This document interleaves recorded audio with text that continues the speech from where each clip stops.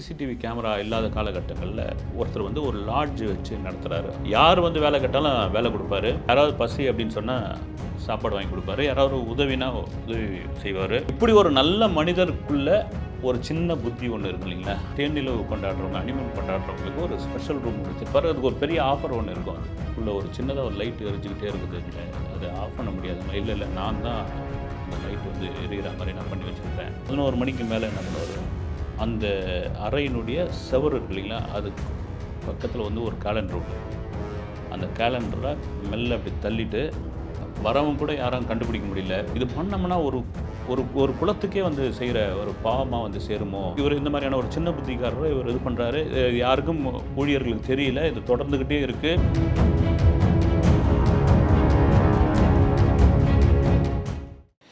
வணக்கம். எல்லா வினைக்கும் ஒரு எதிர்வினை உண்டுன்றதுல மாற்று கருத்தே இல்லை. எல்லா பாவத்திற்கும் ஒரு தீர்வு உண்டு. இது நம்பிக்கை இருக்கிறவங்க இல்லாதவங்க ரைட்டு. இது மாதிரி பல சம்பவங்கள் நம் கண் எதிர்க்கே தெரிஞ்சிருக்குது. வந்து நம்ம நரகத்தில் தண்டனை, அப்புறமா சொர்க்கத்தில் வந்தது, அதெல்லாம் யாரும் போய் பார்க்க போகிறதில்ல. இன்றைக்கி நாம் வாழற இந்த பூமியிலே எல்லாமே நம்ம அனுபவிச்சிடுறோம். திரும்ப சொல்கிறது தான், எல்லா வினைக்கும் ஒரு எதிர்வினை உண்டு. ரைட். இப்போ நான் ஒரு சம்பவம், நிஜமான சம்பவம், நடந்த ஒரு சம்பவம். பெயர்கள், ஊர் மாற்றப்பட்டுள்ளது. நீங்கள் கேட்டிங்கனாலே தெரியும். ஒரு கொடைக்கானல் மாதிரியான ஒரு மலைப்பிரதேசத்தில் இந்த சிசிடிவி கேமரா இல்லாத காலகட்டங்களில் ஒருத்தர் வந்து ஒரு லாட்ஜ் வச்சு நடத்துகிறாரு. அவர் பேர் வந்து கோபால்னு வச்சுங்களேன். நடத்துகிறாரு. ஒரு தங்கமான மனுஷன், ரொம்ப நல்ல தங்கமான மனிதர். யார் வந்து வேலை கேட்டாலும் வேலை கொடுப்பாரு. யாராவது பசி அப்படின்னு சொன்னால் சாப்பாடு வாங்கி கொடுப்பாரு. யாராவது உதவினா உதவி செய்வார். யாராவது தங்கிட்டு போய், இல்லைங்க வெளியூர்லேருந்து வந்துட்டேன், காசு மொத்தம் செலவாகி போச்சு, இவ்வளோ தாங்க இருக்குது அப்படின்னா, பரவாயில்ல போங்க அப்படின்னு, நீங்கள் பரவாயில்ல அப்படின்னு.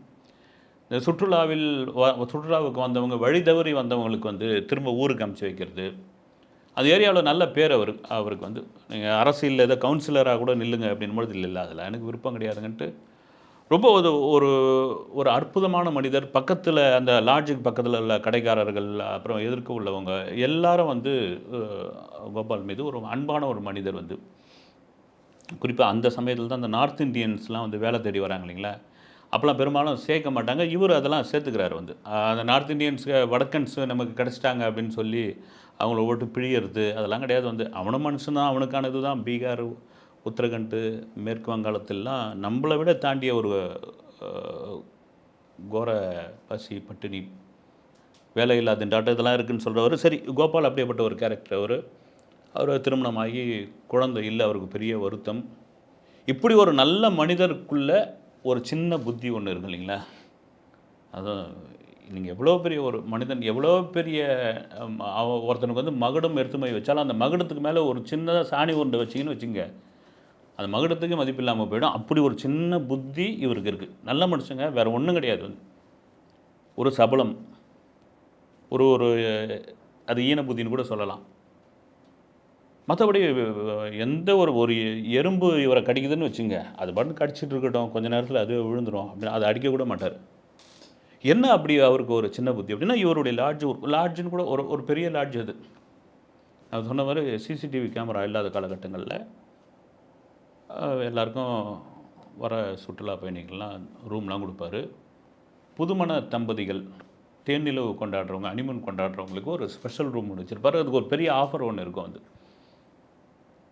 அதை கொண்டு வந்து அந்த ரூமை ஸ்பெஷலாக இது பண்ணுவார். அந்த ரூமுக்குள்ளே போனாங்கன்னா அவ்வளோ, அது ஒரு லாட்ஜ் மாதிரியே சொல்ல மாட்டாங்க, ஒரு 3 ஸ்டார் ஹோட்டல் மாதிரி இருக்கும் அந்த ரூம். வந்து உங்களுக்கு நம்ம ஊரில் போய் நீங்கள் பல பேர்கிட்ட சொன்னீங்கன்னா அவங்க வந்து நம்ம லாட்ஜை தேடி வருவாங்க, அதுக்காக வந்து இந்த டிஸ்கவுண்ட் இந்த மாதிரியான விஷயங்கள்லாம் நான் பண்ணியிருக்கிறேன் அப்படின்னு சொல்லுவார். அப்போது அந்த ரூம் கொடுக்குறாங்க. ஒரு புதுமண தம்பதி உதாரணத்துக்கு வந்து அங்கே தங்குறாங்கன்னு வச்சுங்க. வந்துட்டு திடீர்னு வெளியே வந்து அந்த நபர் வந்து உள்ள ரூமுக்குள்ளே ஒரு சின்னதாக ஒரு லைட் எரிஞ்சிக்கிட்டே இருக்குதுங்களே, அதை ஆஃப் பண்ண முடியாதுங்களா? இல்லை நான் தான் அந்த லைட் வந்து எரிகிற மாதிரி நான் பண்ணி வச்சுருக்கிறேன், அதை ஆஃப் பண்ண முடியாது அப்படின்னு சொல்லுவார் அவர். அதுக்கு ஒரு காரணமாக நான் சொல்லுவார், அது எது பூச்சி, எலி, இதெல்லாம் வரும் அப்படின்ட்டு அவர் ஒரு காரணம் சொல்லுவார். ஓகே. இப்போ உதாரணத்துக்கு வந்து ஒரு தேனிலவு கொண்டாடுற ஒரு தம்பதி வந்து அந்த லாட்ஜுக்குள்ளே தங்குறாங்க. தங்கின பிறகு எல்லாம் அந்த பணியாளர்லாம் போய் அவங்கவுங்க போய் படுத்துருவாங்க. மணி 12, 1 மணி. கொடைக்கானல் குளிர் சொல்ல தேவையில்ல. இவர் வீட்டுக்கு போக மாட்டார். என்ன முதலாளி போகலைங்களா நீங்கள் அப்படின்னா, இருடா காலையில் போய்க்கிறேன்டா நான் அப்படின்னு சொல்லுவார். ஒரு 11 மணிக்கு மேலே என்ன பண்ணுவார், அந்த அறையினுடைய செவர் இருக்கு இல்லைங்களா, அதுக்கு பக்கத்தில் வந்து ஒரு கேலண்டர் ஒன்று இருக்கும். அந்த கேலண்டரை மெல்ல அப்படி தள்ளிட்டு ஒரு கண்ணை மூடி அது உள்ளே எட்டி பார்ப்பார். பெரிய ஒரு ஓட்டை ஒன்று இருக்கும். அந்த ஓட்டை வந்து மற்ற ஊழியர்கள்லாம் தெரியாது வந்து. அதில் இவர் கண்ணை வச்சு பார்ப்பார். எவ்வளோ பெரிய ஒரு சின்ன புத்தி பார்த்தீங்களா அது. மாட்டினா நொறுக்கிட்டாங்க, அது வேறு விஷயம். மாட்டாத அளவுக்கு அவர் வந்துக்கிட்டே இருக்கிறார். அது அவருடைய இன்னொரு அந்த நல்ல செயல்கள், நல்ல பண்பு, அவர் பேசுகிற விதம், பழகிறது, உதவி செய்கிறது, இதெல்லாம் வந்து ஒரு காரணமாக இருக்குது. சந்தேகம் வரல யாருக்கும். மேபி இது தொடர்ந்துக்கிட்டே இருக்குது. ஒரு பக்கம் இந்த மாதிரியான ஒரு விஷயம் அவருக்கு இருந்துக்கிட்டே இருக்குது.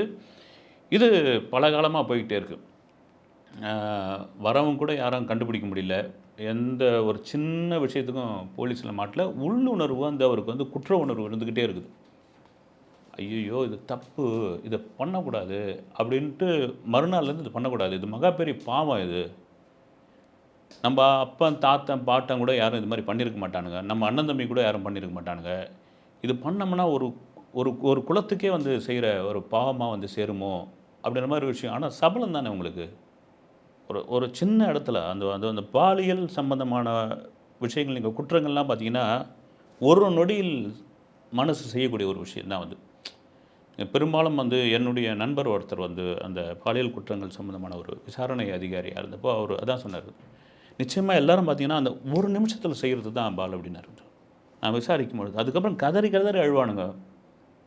பண்ணிட்டிய என்ன பண்ணுறது அப்படின்னு. நீங்கள் எவ்வளோ பெரிய பெருங்குற்றம், எல்லா குற்றமும் குற்றம் தான். இந்த குற்றம் என்பது மிக கொடூரமானது. அதனால தான் நீங்கள் பார்த்தீங்கன்னா வளைகுடா நாடுகளில் வந்து மரண தண்டனை கொடுக்க இன்னும் இருக்குது அந்த சட்டத்தில் வந்து.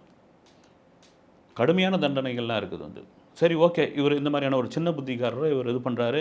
யாருக்கும் ஊழியர்களுக்கு தெரியல, இது தொடர்ந்துக்கிட்டே இருக்குது. மனைவிக்கு வந்து ஒரு நிறைய மாத கர்ப்பிணி, பிரசவ வலி வந்துருச்சு. பிரசவ வலி கொண்டு போய் கொடைக்கானலில் உள்ள ஒரு அரசு மருத்துவமனையில் சேர்த்துருக்காரு. சேர்த்தவுடனே இங்கேயே சுகப்பிரசவம் பார்த்துடலாம், ஒன்றும் பிரச்சனைகளை, நீங்கள் மதுரைக்கெல்லாம் திண்டுக்கல்லாம் கூட்டு வைத்தாலாம் அப்படின்றாங்க வந்து. திரும்ப ஒரு ஏன்னா ரொம்ப நாள் குழந்தை இல்லை, ரொம்ப நாட்களாக குழந்தையே இல்லை. ரொம்ப பெரிய ஒரு ஆர்வம். ஸ்வீட் பாக்ஸ்லாம் வாங்கி வச்சுட்டாரு. ஊழியர்களுக்கு வந்து கவரில் போட்டு இன்க்ரிமெண்ட் மாதிரி ஏதோ ஒரு காசை வச்சுட்டார், ஒரு கிஃப்ட்டு வச்சுட்டாரு. ஒரு 2 நாளாக பிரசவ வலி வருது போகுது. அது சிசேரியன் பண்ண வேணாம், சுகப்பிரசவம் ஆகிடுன்றாங்க. இவர் ஃபோன் பண்ணி கேட்டுக்கிட்டு இருக்காரு லேண்ட்லைனில். ஊழியர்கள்லாம் வந்து விசாரிக்கிறாங்க. முதலாளி அம்மாவுக்கு எப்படி இருக்குது உடம்பு, ஏதுன்னு ஆகிடும், ஏதாவது குழந்தை பிறந்தா போதும் அப்படின்ற அளவுக்கு கடவுள்லாம் வேண்டுறாரு. கொடைக்கானல் ஹாஸ்பிட்டல்லேருந்து ஃபோன் வருது. வந்தவுடனே உங்களுக்கு குழந்தை பிறந்துடுச்சுங்க, தாயும் சேயும் நலம்ன்றாங்க. மகிழ்ச்சி தாங்க முடியல. ஸ்வீட் பாக்ஸை எடுத்து கொடுக்குறாரு. தன்னுடைய லாட்ஜ் ஊழியர்களை கூப்பிட்றாரு. கையில் கிடைக்கிற காசை கொடுக்குறாரு. வெளியே வந்து சொல்கிறாரு. அவங்களுக்கு எல்லோரும் மகிழ்ச்சி ஆகிடுது. ஏன்னா அவ்வளோ நாட்கள் திருமணமாகி குழந்தை இல்லை. என்ன பண்ணுறதுன்னு ஒரு அந்த குஷியில் மறுபடியும் ஃபோன் பண்ணி கேட்குறாரு. அம்மாவும் குழந்தையும் சுகமாக இருக்கிறாங்க, சூப்பராக இருக்கிறாங்க. பெண் குழந்தை பிறந்திருக்குது, மகாலட்சுமி இருக்குது குழந்தை. ஓகே, போயிட்டு கடன்னு கார் எடுத்துன்னு போகிறாரு. போயிட்டு தாங்க முடியல, அங்கே இருக்கிற நர்ஸு டாக்டர்ஸ் எல்லாருக்கும் ஸ்வீட் கொடுக்குறாரு. போய் அந்த வார்டில் படுத்துட்டு இருக்க தன் மனைவியை பார்க்குறாரு. பக்கத்தில் இருக்கிற அந்த பெண் குழந்தையை பார்க்குறாரு. ஒரு பெரிய அதிர்ச்சி ஆகிடும். அப்படியே ஸ்தம்பிச்சு நின்று போகிறாரு. ஒன்றுமே புரியல அவருக்கு. ஒரு நிமிஷம் ஆடி போயிடுறாரு. அந்த குழந்தை ஒரு கண்ணை மூடிக்கிட்டு ஒரு கண்ணை திறந்துக்கிட்டார். குழந்தை ஒரு கண்ணை மூடிக்கிட்டு ஒரு கண்ணை திறந்துக்கிட்டே இருக்கார். தான் செஞ்சது மொத்தம் வந்து கண்ணில் வந்து ஸ்க்ரீனில் வந்து திரையாக ஓடிக்கிட்டே இருக்குது. ஒன்றுமே பேசலை, அப்படியே நின்றுட்டார். அவ்வளோதான், இதுதான் கடவுள் கொடுத்த பரிசோடு சேர்ந்த தண்டனை, இதுதான். அப்படியே உட்காந்து அழ ஆரம்பிக்கிறாரு. யாருக்கும் ஒன்றும் புரியல, புரியவும் புரியாது, சொல்லவும் முடியாது. நன்றி, வணக்கம்.